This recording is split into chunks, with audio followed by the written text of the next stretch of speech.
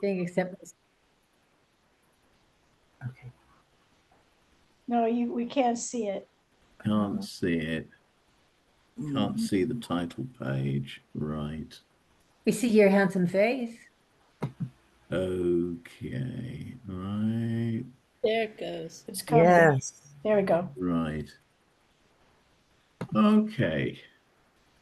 Right. Participants can now see the screen. Okay. Well, I'll kick off then. Okay. So this is, as I said before, I first gave this talk towards the end of last year. But unfortunately, it was all a bit chaotic and everybody forgot to press the record button. And also things have changed a teeny bit in the last few months. So I've altered a couple of things, added a couple of bits of detail. But I'd like to start by making a few points about the subject at hand. First, it's a vast topic and much detail has had to be left out. And I'll be leaving some time for discussion and questions so that people can raise topics of interest to them. Secondly, I'm just an ordinary Jew in the pew who, besides being a member of Temple Sinai, is a member of a synagogue in South London. What I have to say here comes from my experience and knowledge of the Jewish community in the UK and shouldn't be treated as being definitive in any way. By the way, I'm not the only connection between Temple Sinai and London. Jill here emailed me to say that Rabbi Matt at West London Synagogue became bar mitzvah with Rabbi Myers at Temple Sinai. Is the name of your book that you're reading Salt? Yeah. It's one of the books they recommend to read. If you like these other books, including Salt, then you would like this book. The one I just read you about. What? Huh. You need to what? You need to mute. Who? Dan and Arlene, you need to mute.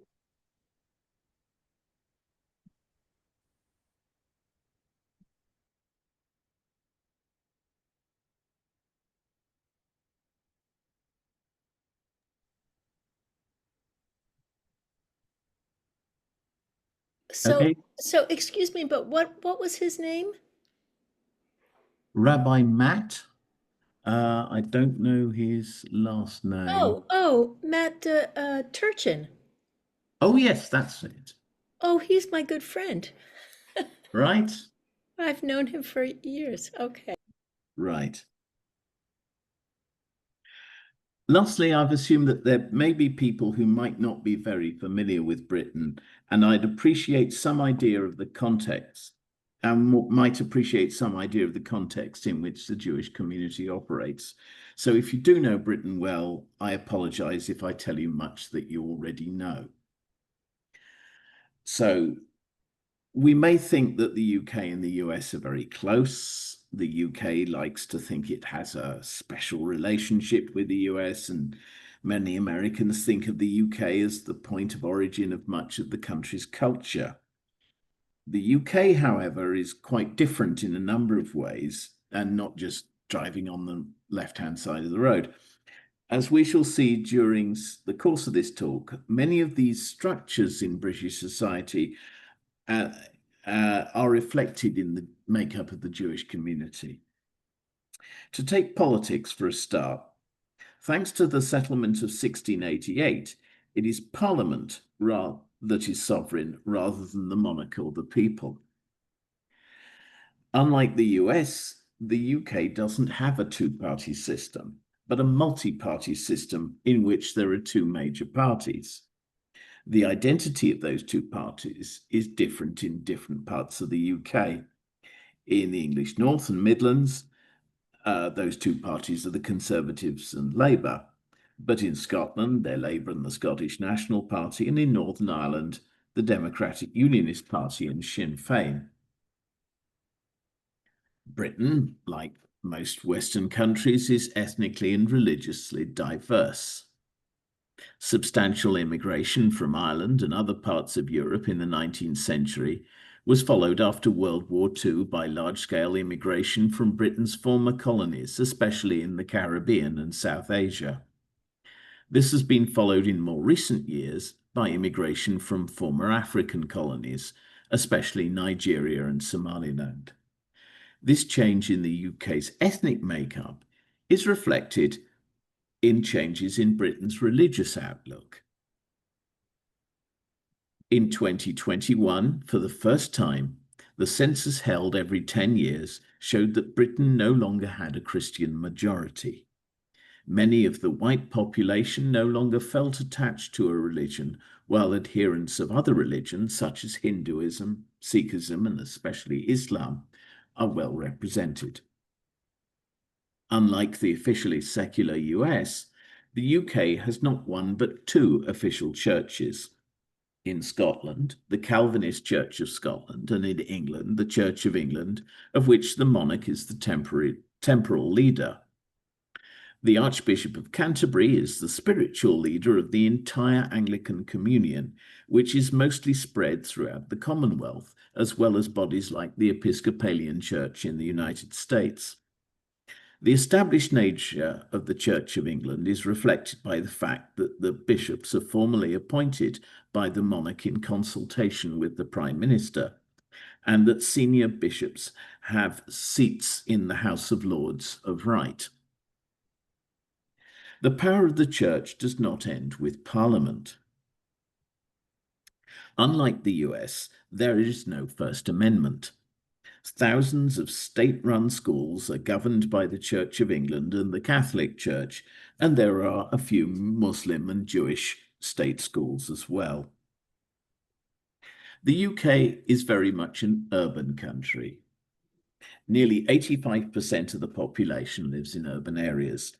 Of these areas, no city approaches the dominance of London, Britain's most ethnically and religiously diverse city, central to culture, politics, government, business, and the media.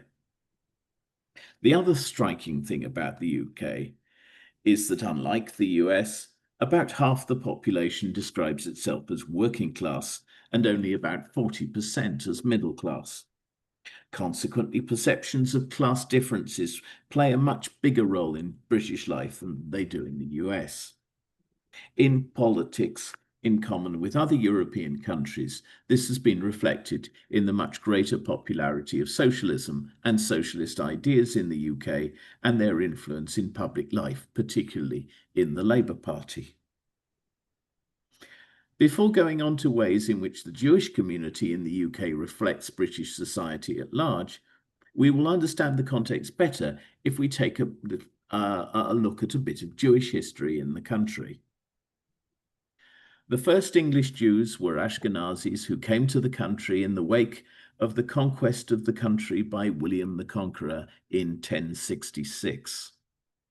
Their existence was miserable, marked by restrictions, persecution, and the blood libel, which first arose when Jews were accused of murdering a boy, William of Norwich, in 1144, in order to use his blood to make matzos for the Passover.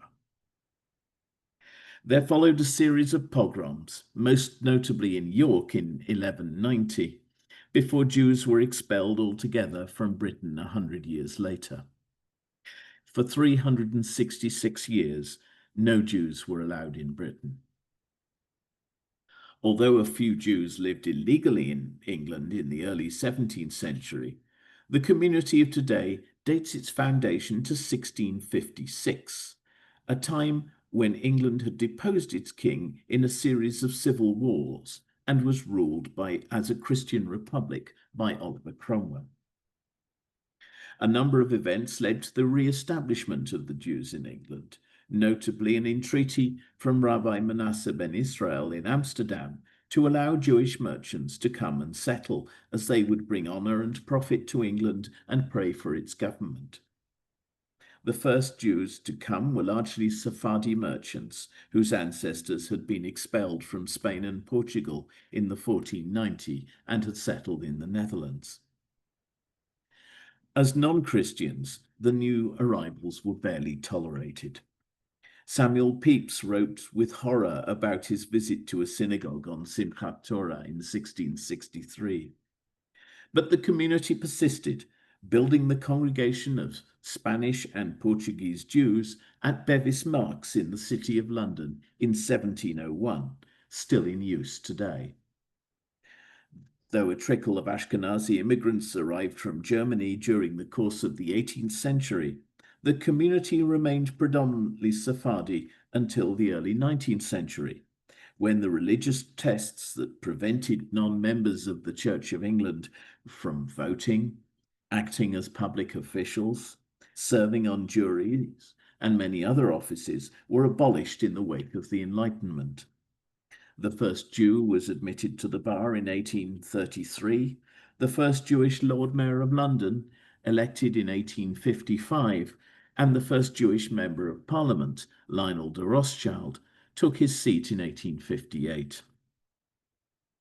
This was the age of the cousinhood, when British Jewry was dominated by wealthy, powerful, interrelated families such as the Montefiores, the Macatas, the Sassoons and the Rothschilds, who, though viewed with suspicion by many Christians, were thoroughly Anglicized, supporters of the cream of British society. Toward the end of the 19th century, the genteel self-image of Anglo Jewry was disrupted by the arrival of tens of thousands of poor immigrants from the Russian Empire and other parts of Eastern Europe. The new immigrants were mostly Yiddish speakers, some having wanted to come to England, some saving money in order to get part way to the United States, and some ending in British port cities because they were told that London, Glasgow, or Gateshead was New York and that they had reached their destination. The great majority settled in London's poor East End, and their seemingly strange manners and customs upset not just the non-Jewish population, but also many of their more established and prosperous co-religionists living further west. The size of the community grew from about 50,000 in the mid-19th century to over 250,000 by 1914, and it was in part the influx of East European Jews that precipitated the government to introduce the first restrictions on immigration through the Aliens Act of 1905. Despite these restrictions and the anti-German riots of 1914, which affected many East End Jewish businesses, Jews fought with distinction in the First World War. The image that advertised this talk on the email blast is a recruiting poster of the time, and many prospered sufficiently to move out of the East End to the new suburbs opening up in northwest London as the younger generation, in its turn, became Anglicized. The 1930s saw a new, more modest wave of Jewish immigration, this time from Central Europe, particularly Germany and Austria. These immigrants were very different from those of a generation earlier. They were often highly accomplished professionals, many with progressive ideas about Judaism, forced to start again from scratch in their new home. Most poignant of all were the unaccompanied children of the Kindertransport, set up in the wake of Kristallnacht, the last Jews to be admitted before the Shoah, despite the firm objections of many in Britain, most notorious among them being Sir Oswald Mosley of the British Union of Fascists. The period since the Second World War has seen a decline in the size of the population from about 450,000 in 1945 to around 280,000 today. The community has been aging, many have married outside the community, and a few have made Aliyah, although there has been a fresh immigration from Jews from the former dependencies of the British Empire, most notably from Iraq and Yemen, together with a growing number of Israelis. So what does the Jewish community in Britain look like now? As I said, there are about 280,000 Jews in Britain today, just 0.5% of the total population, a quarter of the proportion of Jews in the United States. There is a problem in counting them because while the census asks people their religion and their ethnic origin, Jewish is not one of the ethnic categories given on the census form. As a result, there has been a campaign to get people to write in Jewish for their ethnic origin. And as you can see from the table, this has met with considerable success. As you can see from the map, like the British people as a whole, British Jews are urban. Although there are Jews in every single local municipal area in the country, and increasing numbers of small communities in provincial cities. A couple of years ago, York gained its first rabbi in 800 years. There would be few Jews if you excluded those living in London, Manchester, Glasgow, and to a lesser extent, Leeds, Liverpool, Birmingham, and Gateshead.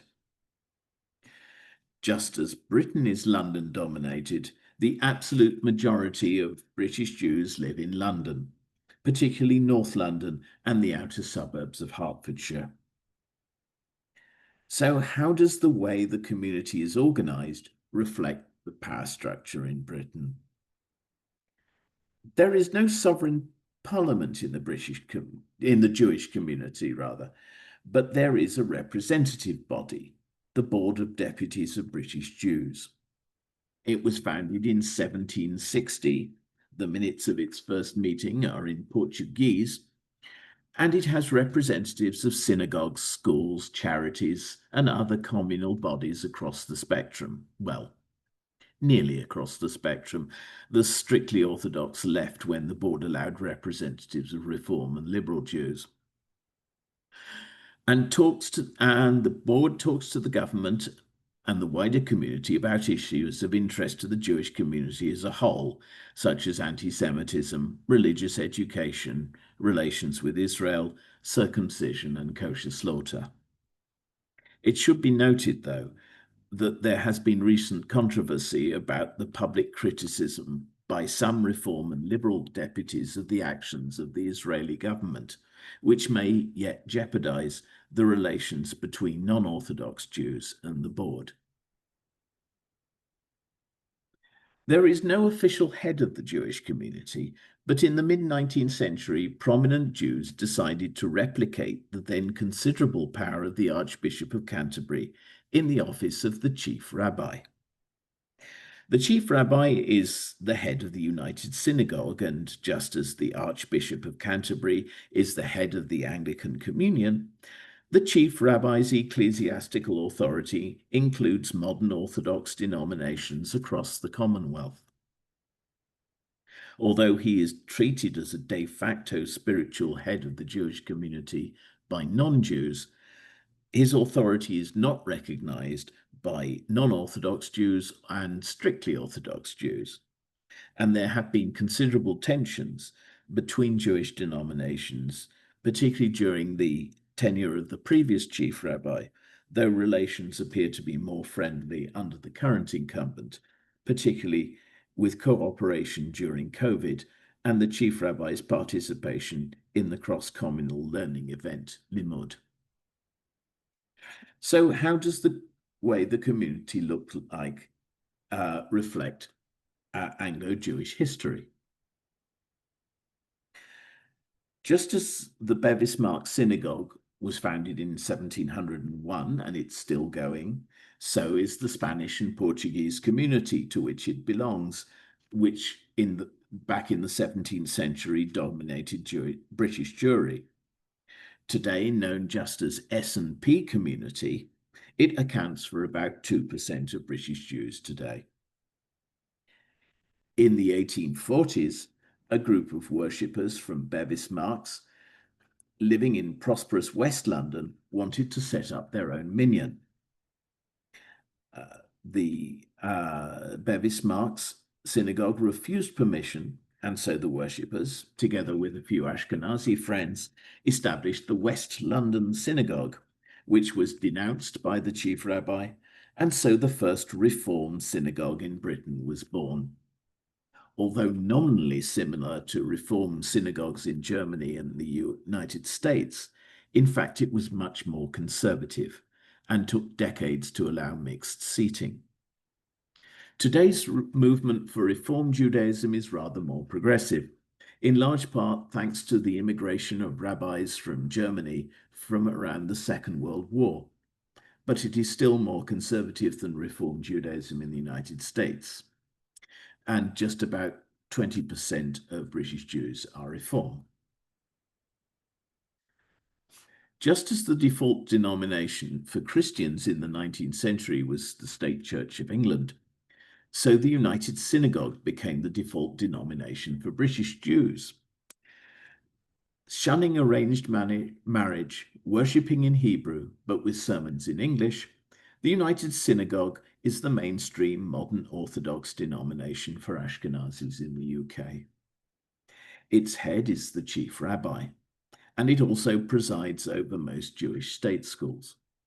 Over the past couple of generations, the United Synagogue, like all denominations, has become more traditional, and it has become extremely difficult to convert, although the United Synagogue and its college, the London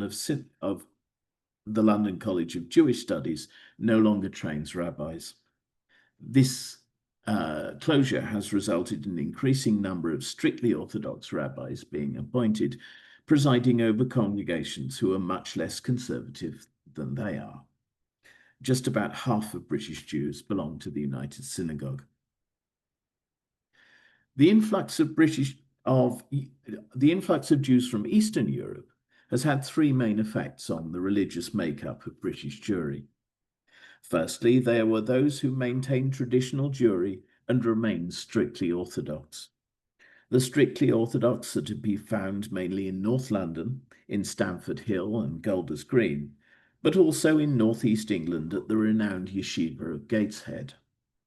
Thanks to the perceived obligation to have large families and to the increase of Baalei Tshuva, the strictly Orthodox account for about 15% of British Jewry and are by far the fastest growing group.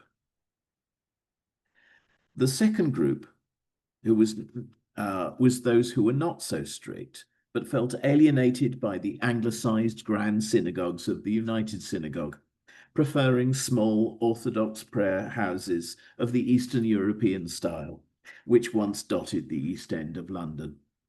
These prayer houses grouped together as the Federation of Synagogue and account for about 5% of British Jews. The final group were inspired by scholars who saw many new Jewish immigrants having to work on Shabbat. At the same time, they saw contemporary British Jewish life as moribund. Having been rebuffed after trying to introduce changes to West London Synagogue, these scholars founded the Jewish Religious Union for the Advancement of Liberal Judaism in 1902 and founded their first synagogue in 1911. Inspired by Reform Judaism in the United States, they took a much more radical view of Judaism based on the priority of ethical principles over ritual practice. Now just called Liberal Judaism, though some liberal congregations describe themselves as progressive synagogues, liberal Jews constitute about 8% of British Jewry. Liberal and Reform rabbis are trained together at Leo Baeck College, and there are now very few differences in practice between the two strands. As a result, Liberal Judaism and the movement for Reform Judaism have agreed to merge, with the new organization to be called Progressive Judaism. The newest stream of British Jewry is the Masorti movement, which sprang from the greatest controversy of the post-war period, the Jacobs Affair. Louis Jacobs, a United Synagogue rabbi, that is an Orthodox rabbi, wrote a book in the late 1950s called We Have Reason to Believe, in which he stated that the Bible was a human document subject to criticism. When in the mid-1960s it appeared that Rabbi Jacobs was in line to be the next chief rabbi, there was outrage in Orthodox circles that he had deviated from the belief in Torah min hashamayim, that the written and oral Torah were as given from heaven to Moses at Sinai. Rabbi Jacobs and the majority of his congregants left the United Synagogue to found the new London Synagogue and Masorti Judaism, affiliated to the conservative movement in the United States, though in many ways quite different. Masorti is slowly attracting more United Synagogue members and now accounts for about 3% of British Jews. There are no Reconstructionist congregations in the UK. So how do Jews interact with the wider community? One of the ways that Jews interact is through tzedakah. Jews are outsized contributors to British charities, and in a land where there is no tax relief on religious contributions and no tax relief for donors on charitable donations, there are nevertheless some very generous individual givers. Of course, tzedakah has been around for as long as there have been Jews, but the main impetus was the mass migration from Eastern Europe with the founding of the soup kitchen for the Jewish poor, the Industrial Dwelling Society, the Jewish Board of Guardians, and other groups, including those who later cared for Jewish refugees from Europe and raised money for Israel.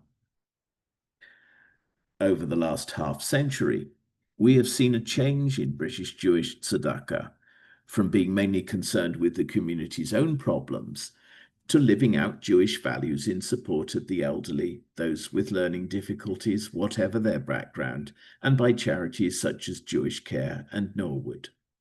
Similarly, World Jewish Relief and funding trusts like the Pears Foundation support projects mostly in support of non-Jews all over the world. Jews have also played their part in politics.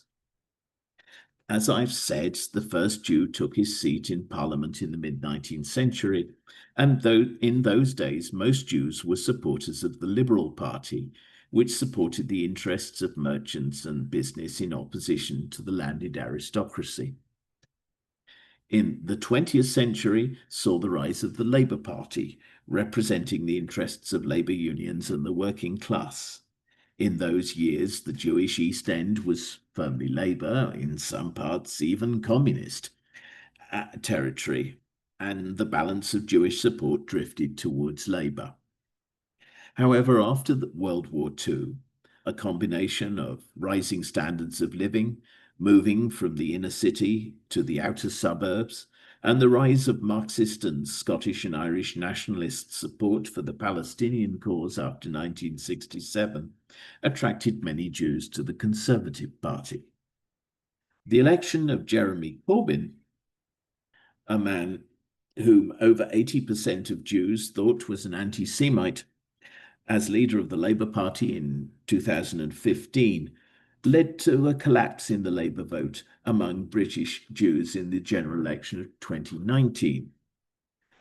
Last year's general election, however, with Jeremy Corbyn expelled from the party and a new leader with a Jewish wife and children, stressing how much Labour had changed, restored Labour's position as British Jewry's preferred party. The current government elected by that election has proved a disappointment to many British Jews, not least because of its decision to recognise a Palestinian state, which a number of experts in the law believe may not be legal. Politics, however, in the UK has been far from plain sailing. From earliest times, anti-Semitism has been a part of British Jewish experience. Jews were suspect as non-Christians, seen as sharp businessmen of doubtful loyalty, although all synagogues still pray for the government and the royal family every week. Jews were beset by all the restrictions that I mentioned earlier, and when these restrictions were removed, Jews were distrusted and despised for their success, as well as for their perceived lack of upper-class credentials. Mass Jewish immigration in the late 19th century brought its own problems, as the snobbery and distrust of earlier times was bolstered by anti-immigrant rhetoric and the import of anti-Semitic literature, in particular the Protocols of the Elders of Zion from Europe. In the 1920s and 30s, widespread admiration for Mussolini's Italy and Hitler's Germany, especially among the upper classes, was harnessed in conjunction with anti-immigrant and anti-business sentiment by, among others, Sir Oswald Mosley and his British Union of Fascists. The Second World War and the British liberation of Bergen-Belsen concentration camp, the aspect of the Shoah with which most British people are familiar, did nothing to extinguish anti-Semitism. The struggle for the independence of Israel, and I apologize for not having time to say much about the crucial role played by Britain and British Jews in Zionist and Middle Eastern history in the first half of the 20th century, engendered common resentment against those fighting British soldiers. Released from internment during the war, Sir Oswald Mosley continued his campaign, though many of his followers on the extreme right changed the focus of their hatred and violence towards Black and South Asian people then arriving in the country, though of course they claimed that the presence of such people was masterminded by Jews. Despite the constant stirrings of hatred, resentment and snobbery, seen mainly on the right of British politics, from 1967 it was the left where anti-Semitism grew. Hitherto supportive of Israel, the Marxist and socialist left, echoing the Soviet Union's anti-Zionist campaign, increasingly saw Jews as rich representatives of white colonialism oppressing the Palestinians. This view also became common currency among the rising nationalist parties in Britain's Celtic nations. Sinn Féin IRA has long had a history of cooperation and exchange with the PLO, and the Scottish National Party last year expelled one of its members of the Scottish Parliament for disagreeing with the view that Israelis were committing genocide. Since the 1970s, the Labour Party has been engaged in a battle between its Social Democratic and Marxist wings, with the Social Democrats maintaining the upper hand just about until 2015. After an unexpected general election defeat, thanks to lax voting rules, the party elected Jeremy Corbyn as its leader. Under Jeremy Corbyn, a supporter of Hamas and Hezbollah, and that's Hezbollah's flag he's standing in front of, Jews in the Labour Party faced a campaign of harassment and intimidation, forcing at least 2 Jewish Labour members of Parliament out of the party altogether. In 2018, the 3 main Jewish newspapers, the Venerable Jewish Chronicle, the Younger Jewish News, and the Northern Jewish Telegraph, took the unprecedented step of jointly declaring Jeremy Corbyn to be an existential threat to the Jewish community. Outside the Labour Party, figures on the far left, such as George Galloway and the Socialist Workers' Party, have tried to harness British Muslims as a voting bloc in ventures like the Respect Party, with varying degrees of success.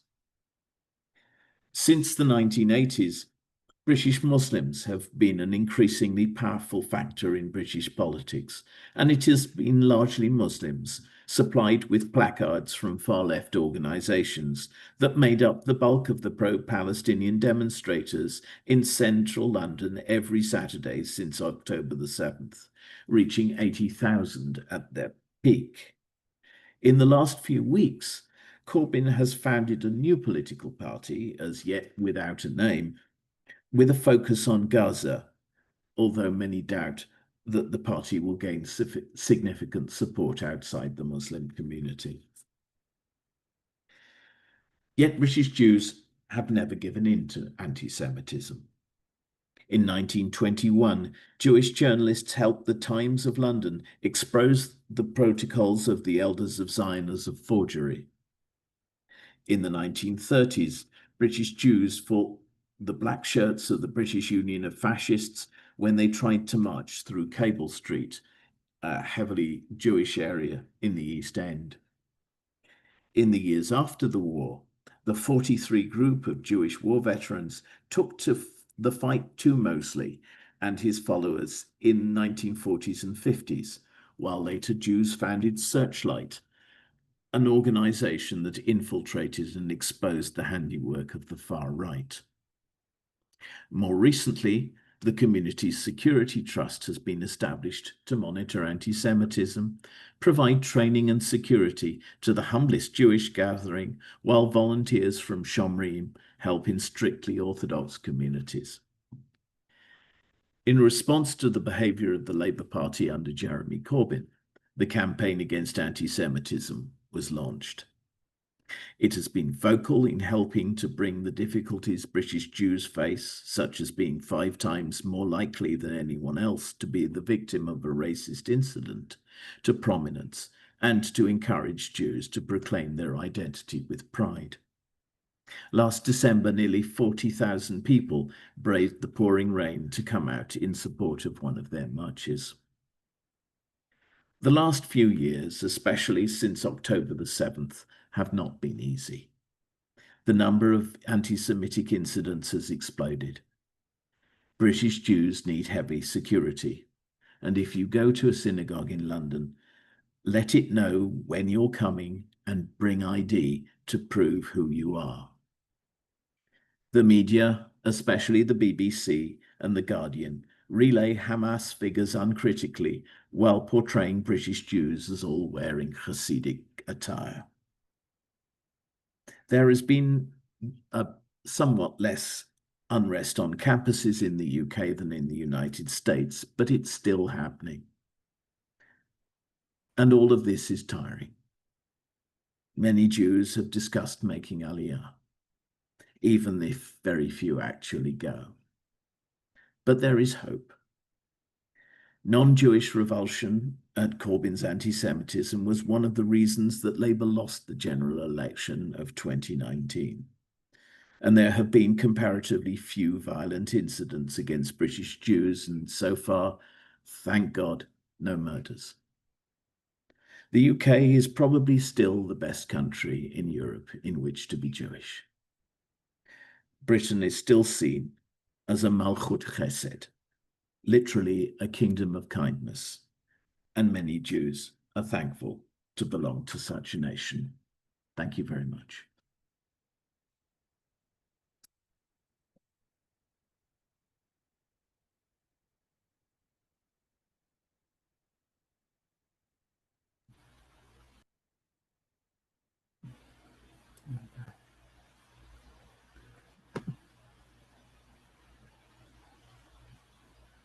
Thank you. I'm trying to clap, but it won't let me clap.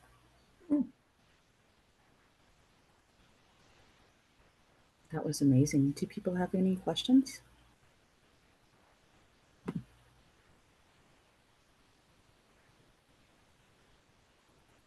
I have a question. How the chief rabbi today, I don't remember his name because I didn't write it down. How does he compare to Rabbi Sachs in so far as how they see things and what they promote and that kind of thing?